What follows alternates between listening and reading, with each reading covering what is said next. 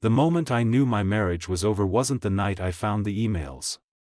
It wasn't the confrontation in the kitchen, when the overhead light cast hard shadows under Clara's eyes and her voice stayed perfectly, unervingly calm. It wasn't even the morning I packed a bag and sat in my car in the driveway for 11 minutes, not moving, watching the condensation crawl down the windshield. It was a Tuesday evening, 6 weeks earlier, at the Harrington Hotel ballroom on the 14th floor, surrounded by colleagues in good suits and Clara in a green dress I hadn't seen before. She was laughing. Not the laugh she saved for me, the warm, quiet one she used to do when I'd say something stupid at breakfast, but a full, wide-open laugh aimed at the man standing beside her. David, my department head, was saying something with his hand gesturing loosely in the air, and Clara was tilted toward him like a compass needle finding north. I was standing 8 feet away, holding 2 glasses of sparkling water, and she didn't notice me for almost a minute. When she finally looked over, her expression didn't brighten. It didn't shift at all, really, just a small adjustment, the way you look at something you've already categorized. She said, "Oh, there you are," and took one of the glasses. Those 4 words. "Oh, there you are." Not "I was looking for you" or even just "hey." A tone that placed me in a room the way you'd place a table, useful, expected, unremarkable. I told myself I was reading too much into it. I was tired. The Aldrich project had been running 2 months over schedule and I'd been staying late every other night. I told myself she was nervous around my colleagues. Clara was always a little bright around new social circles, a little louder, more demonstrative. I knew that about her. I'd loved that about her once.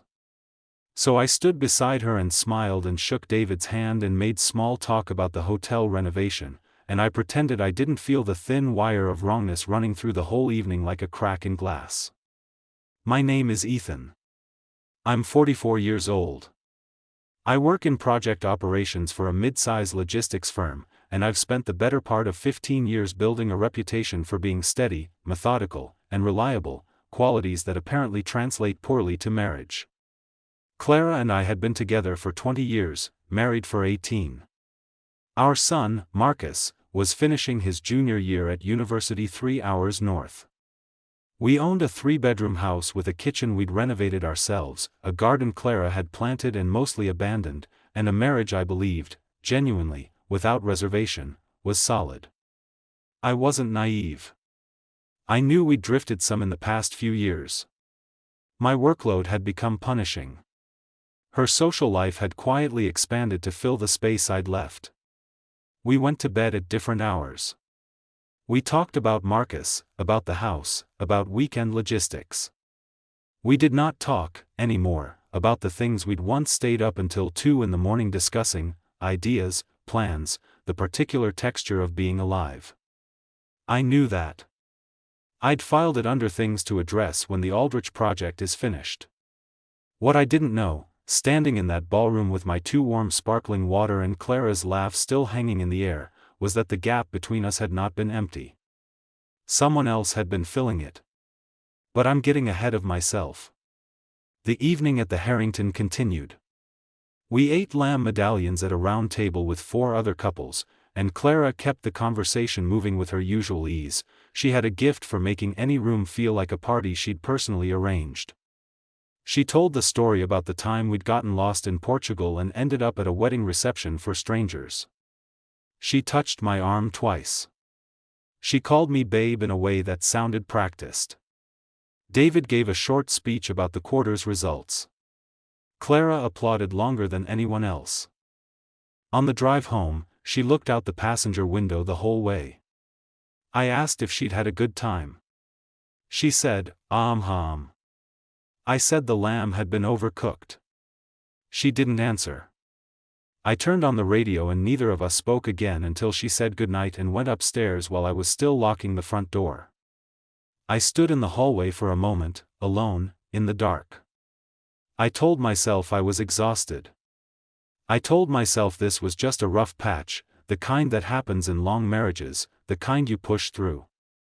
I locked the door. I went upstairs. I got into bed.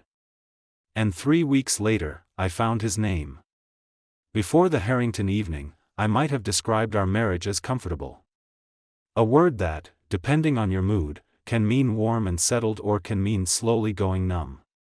Looking back, I can see the line between those two meanings had been blurring for years.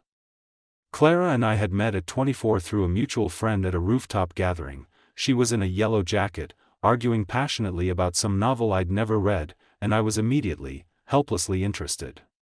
We'd been inseparable within 3 months. She was funny, kinetic, full of opinions. I was quieter, more internal, happy to orbit her brightness. We fit, in the way opposites sometimes fit, not because the differences didn't matter, but because they hadn't started chafing yet. Marriage at 26. Marcus at 29. The first house at 31. And then the long, gradual compression of two individual lives into a single shared one, with all the beautiful and difficult things that entails. By the time Marcus left for university, the house felt both emptier and somehow more pressurized. The routines we'd built around raising him suddenly had no object. We were just two people in a house again, and I think we'd both quietly forgotten how to simply be that. I worked too much. I know that. I came home late on Tuesdays and Thursdays, often with my laptop open at the dinner table, often mid-thought on some problem that had nothing to do with the woman across from me. Clara would be describing something, a conversation with a friend, a podcast she'd found, a plan for the weekend, and I would be listening at 30%. I didn't mean harm by it. I just wasn't there. Clara, for her part, had built a rich life outside the house. Yoga 3 mornings a week. A loose circle of friends, Danny, who she'd known since secondary school, Priya, from a book group, a newer friend named Meg. She went to gallery openings. She had long lunches. She kept moving, which is, I understand now, the opposite of what I was doing. The signs were quiet and easy to mistake for other things. She began keeping her phone face down. I noticed it the way you notice a new piece of furniture, suddenly there, slightly off, slightly unexplained. She'd always been relaxed with her phone, leaving it on the counter, glancing at it openly. Now it sat face down beside her coffee cup, or tucked under her leg on the sofa. Once, when I reached past it to get the remote and brushed it by accident, she picked it up immediately. The movement was smooth, unhurried, but immediate.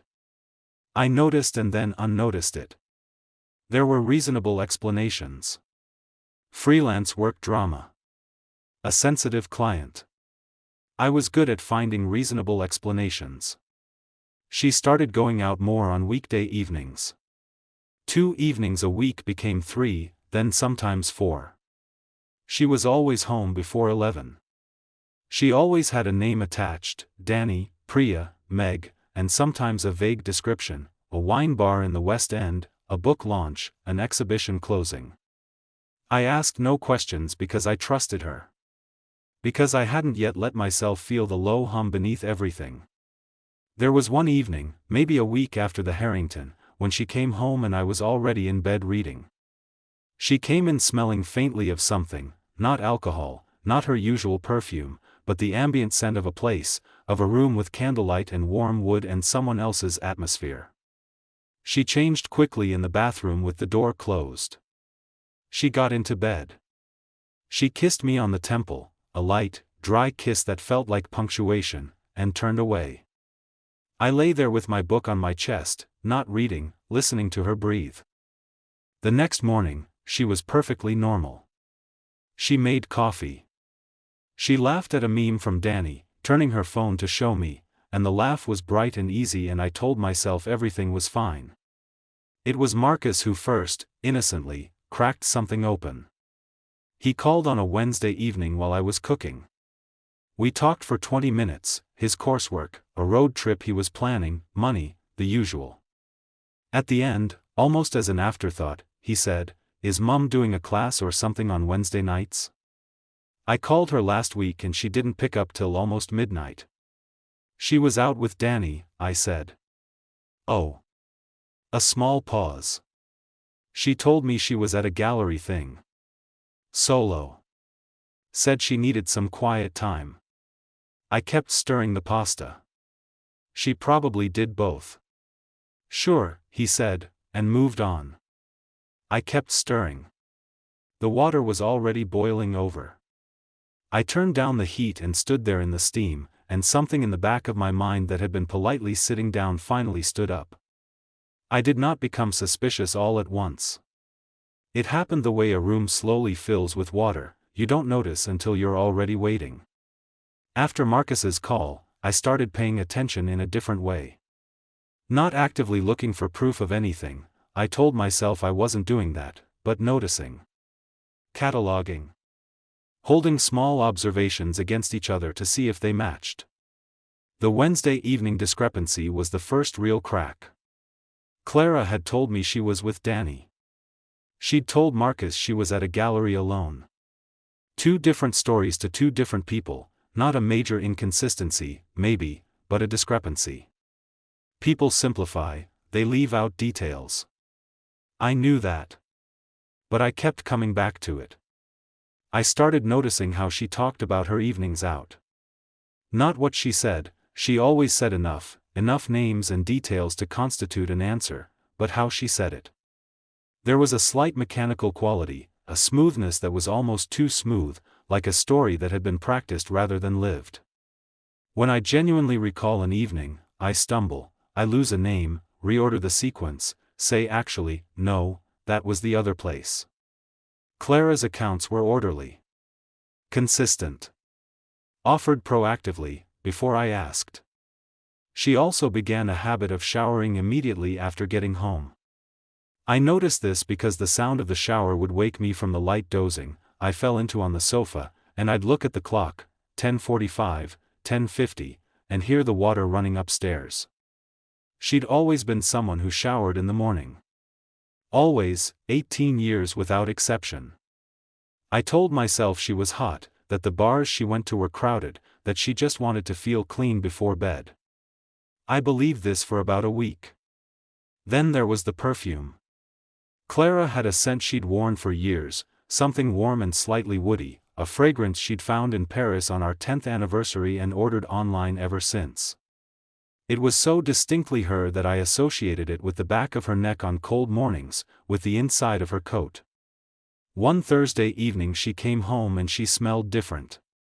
Not bad, actually quite beautiful, a lighter, more floral thing, but wrong. Wrong in the specific way of something that belongs to someone else's bathroom shelf, someone else's getting ready ritual. I mentioned it. I said, "You smell different tonight." Casual, conversational. She said, "Priya had some new tester spray, I let her try it on me. You know how she is with perfume." She said it without hesitation, without looking up from taking off her earrings. A perfect explanation. Immediate, reasonable, specific. I accepted it. But later, in bed, I stared at the ceiling and thought, Priya has been mentioned a lot lately. Priya, the book group friend I'd met once at a Christmas party 3 years ago. Priya, who had apparently become Clara's most frequent companion, the wine bars, the exhibitions, the perfume tastings. I realized I had no way to verify any of it. I didn't have Priya's number. I didn't know her last name. She existed, in my life, only as a word Clara said. I began, quietly, without ceremony, checking small things. I looked at the mileage on Clara's car 2 consecutive Thursdays. The first week, 23 miles from the house and back. The second week, 41. The wine bar she'd mentioned, I looked it up, was 8 miles away. 41 miles was a round trip of over 20. That took you out of the neighborhood entirely, toward the river, toward the newer developments in the east of the city. I sat with that number for a long time. I found, in the pocket of a jacket she'd worn and forgotten to put in the wash, a torn corner of a parking receipt. The time stamp read 10:22 p.m. The location code meant nothing to me at first, but I typed it into Maps search and it returned a small car parked behind a set of converted warehouse apartments on Crane Street. I'd never been to Crane Street. Clara had never mentioned it. I put the receipt fragment back in the jacket pocket. I started doing laundry that evening because I needed something physical to do with my hands. The most disorienting part of those 2 weeks was not the suspicion itself, it was the coexistence of two realities. In one, Clara was the woman I'd been married to for 18 years, making coffee in the morning, laughing at things on her phone, kissing me goodnight with that dry, habitual press of lips. In the other, she was a person I didn't entirely know, moving through parts of the city I couldn't account for, carrying a scent that belonged to someone else's story. I was living in both realities simultaneously, and the effort of it was exhausting. Then, a Sunday afternoon, Clara's laptop was open on the kitchen table when her phone buzzed. She was in the garden. I wasn't looking, I genuinely wasn't, but the screen lit with a notification banner from her email app, and I saw 3 words before it faded. Ryan, thinking about you. 3 words on a lit screen, 2 seconds, gone. I stood absolutely still for a moment, then walked to the window and looked out at the garden, where Clara was pulling at something near the rose bushes with her back to me, unhurried, completely unaware that the name I'd just seen was already rearranging everything. Ryan. I didn't know a Ryan. In 18 years, I had never heard Clara mention a Ryan. I want to be honest about how the next several days felt, because I think people imagine this stage as something clarifying, the moment you shift from doubt into action, from victim into investigator. It wasn't like that. It was foggy and morally uncomfortable and punctuated by long stretches of ordinary life that felt grotesque in their normalcy. Clara came in from the garden. She made tea. She asked if I wanted a cup. I said yes. We sat at the kitchen table and she showed me a photo of a plant disease she was worried about, something going brown at the edges, and I looked at it and offered an opinion about drainage, and the whole time I was sitting across from her with Ryan's name in my chest like a stone. I didn't say anything that day. Or the next. I needed to be sure. I needed to be sure before I became a person who accused his wife of something that might not be what it looked like. Maybe Ryan was a colleague of hers. Maybe a cousin I'd forgotten. Maybe the message had a context that made it entirely innocent, though I was increasingly unable to construct what that context might be. I waited for an opportunity. Clara went out Tuesday evening, Danny again, she said, a new restaurant, and I sat for 20 minutes in the living room doing nothing, and then I went to her laptop. I want to say it felt wrong, because it did. Opening someone's email without their knowledge is a violation, I knew that, and I felt it.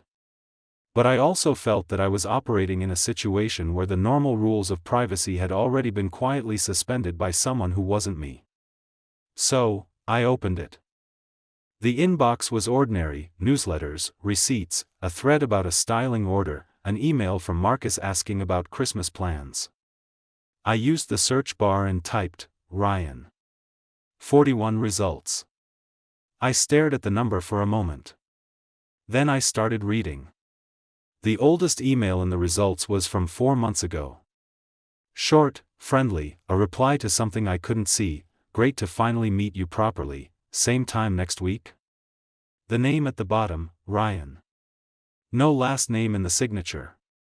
I read forward through time. The tone changed.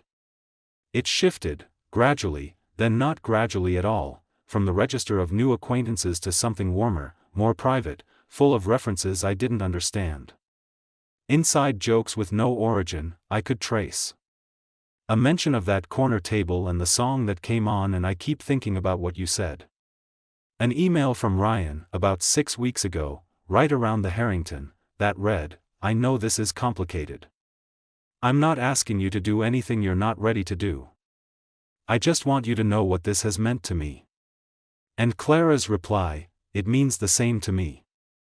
More than I've let myself say. I sat back from the laptop. The kitchen was very quiet.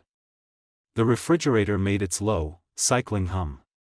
Outside, a car passed on the wet street, its headlights sweeping briefly across the window. I kept reading. There was a period, about 3 weeks ago, where the emails became more explicit. Not graphically, but unmistakably. References to physical closeness, to time spent in a specific place, to last night and this morning. Clara had written, in one message, "I feel like I've been asleep for years and I'm just now waking up." Ryan had written back, "You deserve to be awake." I closed the laptop. I got up from the table and walked to the sink and turned on the cold tap and stood with my wrists under it for a while. The water ran and ran. Here is the part that surprised me most: I wasn't only devastated. I was also, underneath everything, not entirely shocked. As if some part of me had known, had been quietly knowing for weeks, and had simply been waiting for the rest of me to catch up. This didn't make it hurt less. If anything, it made it hurt more precisely, the way a clean cut hurts more than a rough one. I needed to know who Ryan was. In the emails, there was almost no identifying information. No last name. No workplace. A single reference to a neighborhood, your building, the one with the red door, that I filed away. There was a phone number in one early message, shared for logistics. I copied it into my phone under a placeholder name. I didn't know what I was going to do with it. I just needed to have it, a small solid thing to hold on to. Over the next 3 days I moved through the house like a man defusing something. Perfectly normal on the surface. Attentive, present, asking how her day was, eating dinner, watching television beside her with 4 feet of sofa between us. The performance of it was nauseating. But I wasn't ready for the confrontation yet. I needed to be fully sure, and I was still, absurdly, constructing small hopes. Maybe last night referred to something else. Maybe your building was a friend's building. Maybe. The receipt fragment. Crane Street. The red door. On a Thursday afternoon, when Clara was at yoga, I drove to Crane Street. It took 12 minutes from our house. The converted warehouse building was easy to find, mid-century brick, a narrow entrance with a door painted arterial red, a panel of buzzers with flat numbers beside them. There was a small coffee shop on the corner across the street. I sat there for 40 minutes with a coffee I didn't drink. At 4:15, a man came out of the red door. Late 30s, maybe early 40s. Dark jacket, unhurried walk, phone in his hand. He stopped outside and typed something, tilted his face up toward the thin afternoon light for a moment, and then walked toward the river. I don't know why, but I was certain immediately. Not because he was remarkable looking, he wasn't, particularly. Not because of anything I could name. Just a certainty, the way you sometimes know things before you can justify knowing them. His name, I would find out later, was Ryan. And Clara had been telling me she was at Danny's. I chose a Saturday. Not because it was symbolic, but because Marcus was away on his road trip, and the house would be ours alone, and I didn't want interruptions or time pressure or the particular cruelty of a weeknight where someone has to go to work the next morning and pretend nothing happened. I said nothing on Friday. I made dinner. I poured wine. I watched Clara across the table and thought about 18 years and felt a grief that was very old and very quiet, like something that had been grieving for a long time without my noticing. Saturday morning, I waited until she'd had her coffee. Clara was unreachable before caffeine and the conversation I needed required her fully present. She was at the kitchen table in her robe, reading something on her phone, when I sat down across from her and said her name. Something in my voice. She looked up immediately. I placed my phone on the table between us. I'd taken screenshots of the most significant emails, the ones from 6 weeks ago, the ones from 3 weeks ago, the most recent. The screen was on the first one. She looked at it. She didn't say anything for a long moment. Her hand, resting on the table, went very still. I found the emails, I said. I kept my voice level. I had rehearsed this, in the car, alone, more times than I want to admit. I've read them. All of them, Clara. 41. She looked up at me. Her expression was, not guilty, exactly. More like someone who has been bracing for an impact and is relieved it's finally arrived. That relief, that fractional relaxation of the face, hurt in a way I hadn't anticipated. Ethan. Who is Ryan? A beat. He's someone I met. Through Priya's work circle. We became close. Close, I said.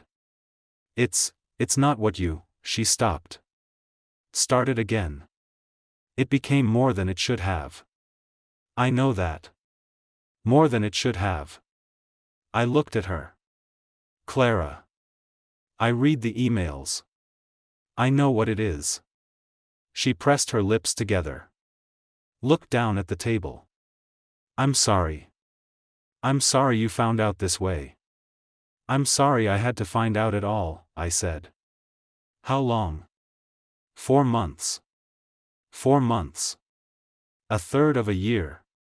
120-some days of Where Are You Going, and Danny's and Priya had a tester spray and dry bedtime kisses that felt like punctuation. Were you ever going to tell me? She looked up.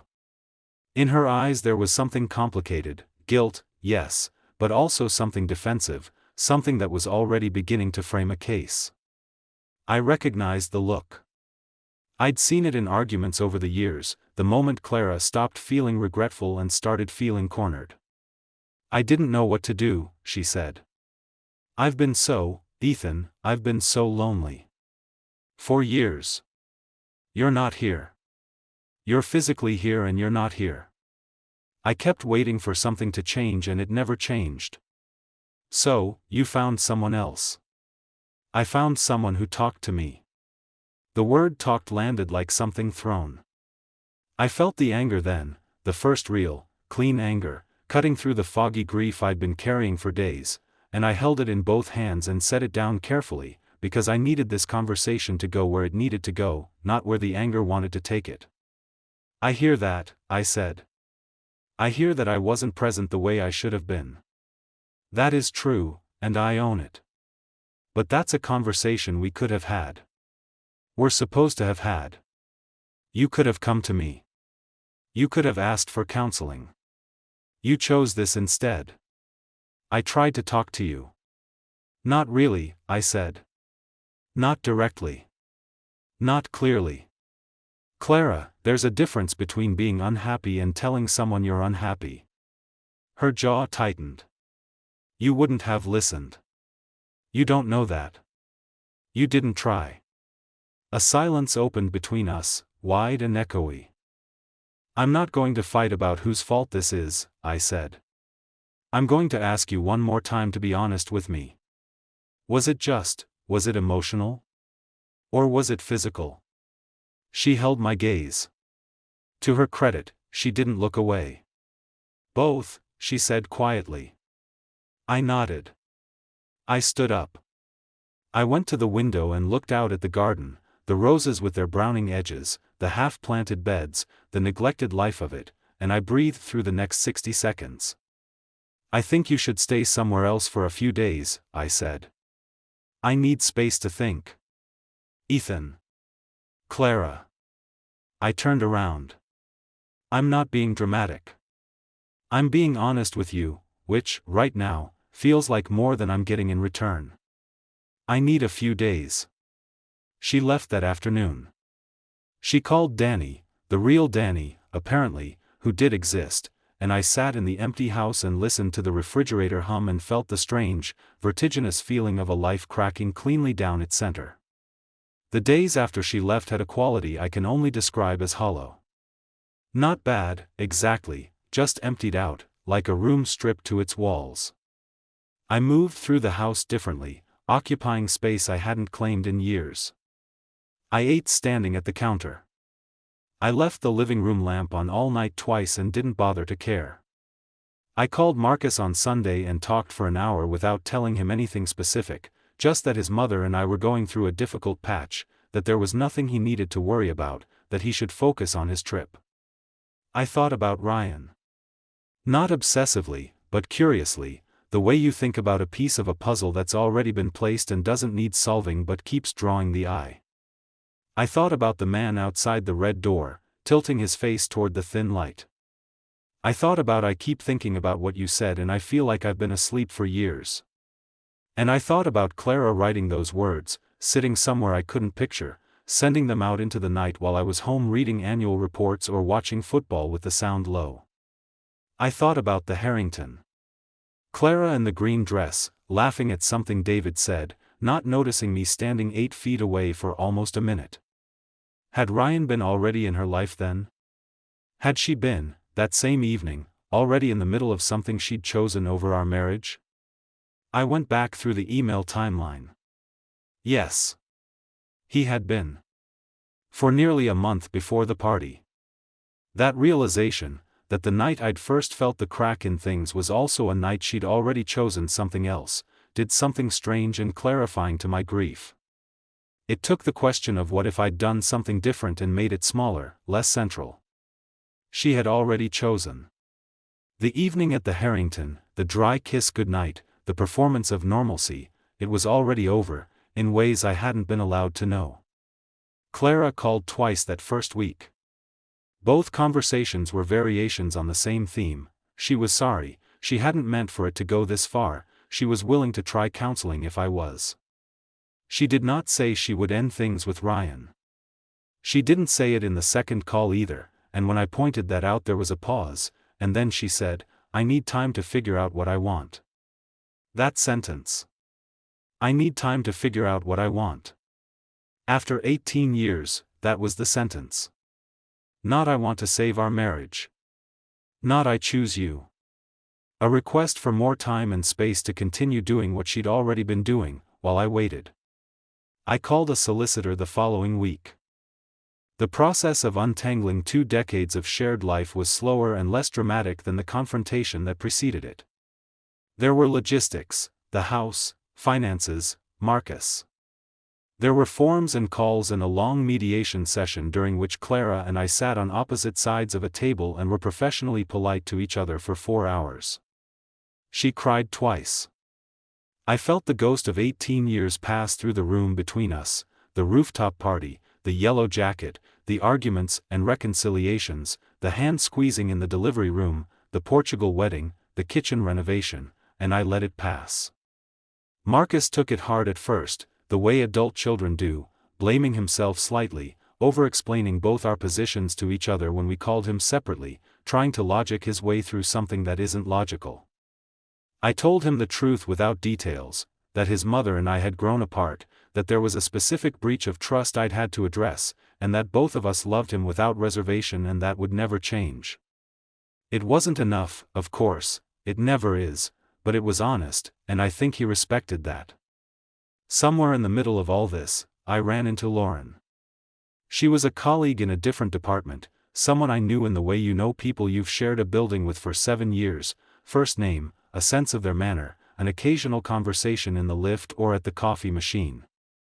We ended up at the same table at a department lunch in April, and I found myself talking to her for 45 minutes without any of the effortfulness I'd been expecting social interaction to require. She laughed easily. She disagreed with me about something, directly and without apology, and the clarity of it was unexpectedly refreshing. She mentioned she was recently divorced. I mentioned, for the first time out loud to anyone in my workplace, that I was going through one. Nothing happened at that lunch. Nothing happened for several months. We had coffee 3 times before anything shifted, and even then, it shifted slowly, cautiously, the way 2 people who have both recently touched fire approach warmth, wanting it but aware of what heat can do. I won't pretend the divorce didn't leave marks. It did, and it should. 18 years of shared life doesn't end without cost, and the cost was real, in loneliness, in the strange phantom grief of mourning a marriage that had, I came to understand, been silently unraveling years before the night I stood in the Harrington ballroom holding 2 glasses of water. But something else happened in the months after the confrontation, something I hadn't predicted. A kind of clarity. A reclamation of a self I'd been slowly eroding, through overwork, through inattention, through the thousand small surrenders of a marriage where one person is slowly becoming invisible. I started sleeping better. I started having opinions about how I wanted my house to look, what I wanted to eat, how I wanted to spend a Sunday. Small things that sound almost embarrassingly minor, but which had been subordinated for so long that their return felt significant.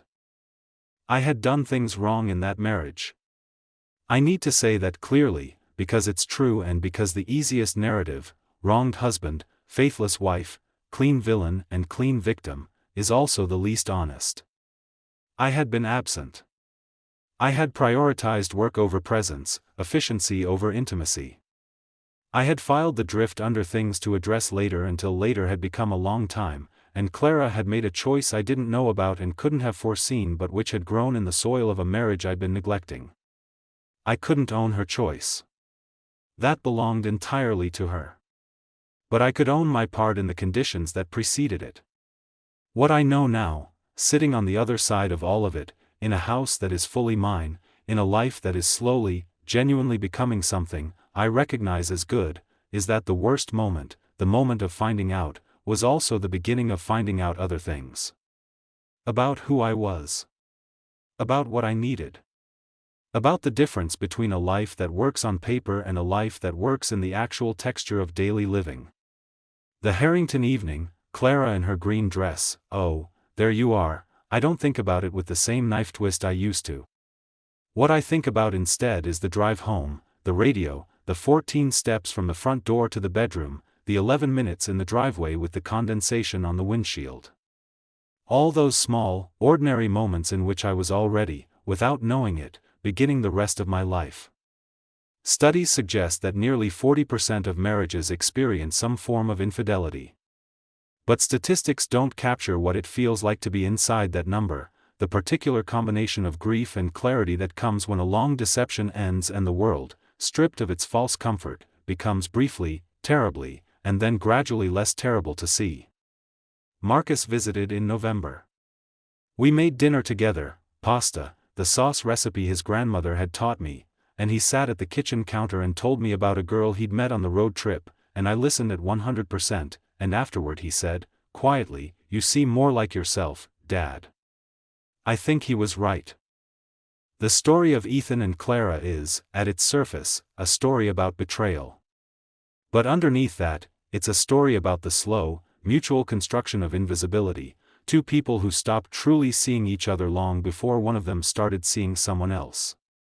The critical turning point is not the discovery of the emails. That was the moment of confirmation, not the moment of change. The real pivot is the Harrington evening, Clara's "Oh, there you are," because that forward sentence contains the entire emotional architecture of what has gone wrong. It tells us, in miniature, that Ethan had been demoted in Clara's inner life from a person she sought to a piece of furniture she acknowledged. The question worth sitting with is this: would you have recognized that sentence for what it was, or would you have dismissed it as a bad evening? Because Ethan dismissed it. And it cost him weeks of living inside a lie. What makes Ethan's psychology so believable is his particular brand of willful non-noticing. He doesn't miss the signs because he's unintelligent, he's observant enough to track mileage, to catalog details, to feel the wrongness of the unfamiliar perfume. He misses them because he has a strong investment in not finding what the signs point toward. Every noticed detail comes with an immediately constructed reasonable explanation: the phone face down, the shower, the altered scent, because the alternative to the reasonable explanation is a devastation he's not yet ready to bear. This is denial operating at full efficiency, not blind, but selectively sighted. Clara's behavior, too, deserves close reading. She is not simply a villain here, and the story doesn't ask us to read her as one. She is a woman who communicated her loneliness in the least direct way possible, through withdrawal, through performance, through absence, and then, when no one received her indirect signal, chose a unilateral escape rather than a confrontational reckoning. Her personality, charismatic and avoidant in equal measure, made honest confrontation feel more threatening than infidelity.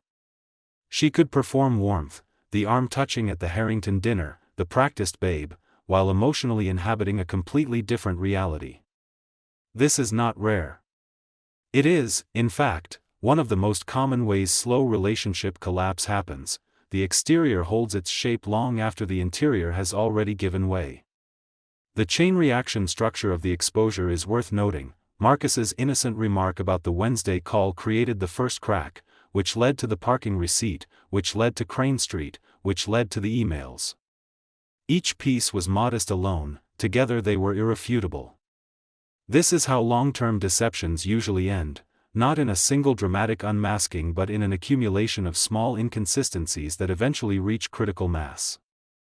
At what point, hearing Marcus's words on the phone, would you have started paying closer attention? The confrontation scene is psychologically precise.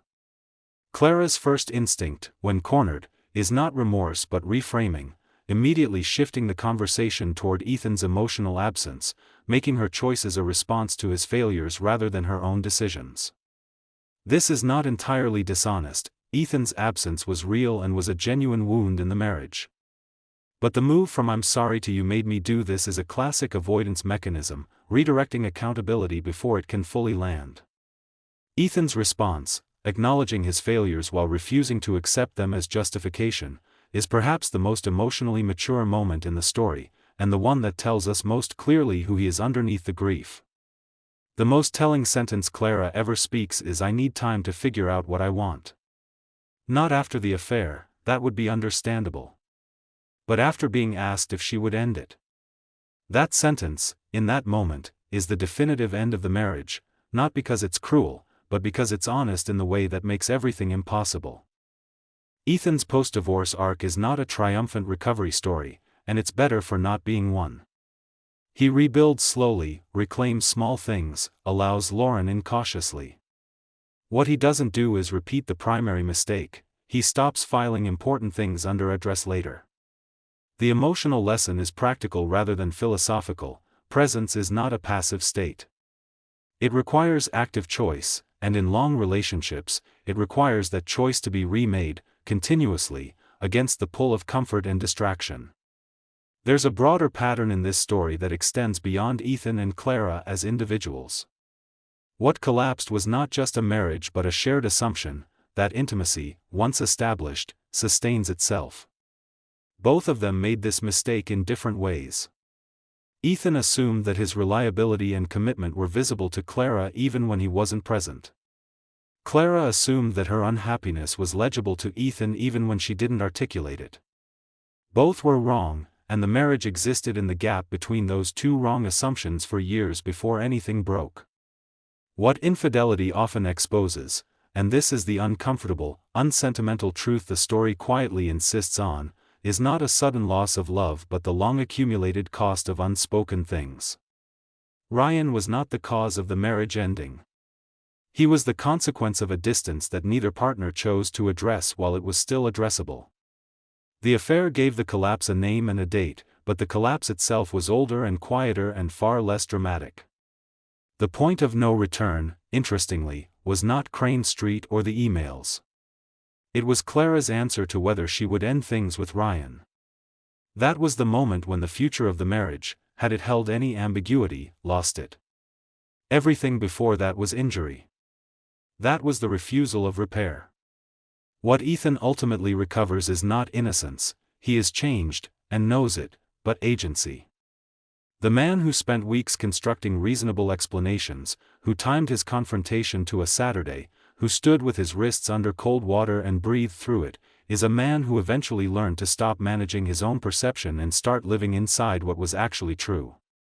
That is, in the end, the only lesson that outlasts the pain.